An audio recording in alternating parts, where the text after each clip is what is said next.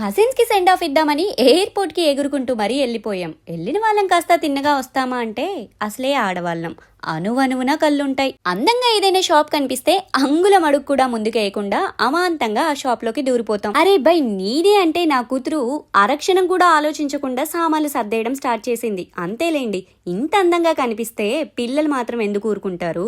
అరే వా, క్లిప్స్ చూసారా ఎంత ముద్దు ముద్దుగా ఉన్నాయో? చూస్తేనే నాకు పెట్టేసుకోవాలనిపిస్తోంది. నా చిన్నప్పుడు ఇన్ని మోడల్స్ లేవబ్బా.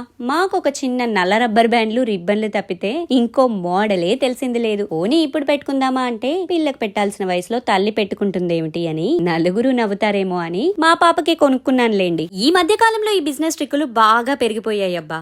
ఒకటి కొంటే $6, రెండు కొంటే $10 అంటాడు. ఆ $1కి మనం కక్కుర్తి పడి ఎలాగూ ఆఫర్ ఉంది కదా అని ఒక 10 రకాలు కొంటాము. వీడి బిజినెస్ ట్రిక్ ఏమో కానీ మనకు మాత్రం బొక్క బానే పడుతుంది. చూసుకోండి మరి.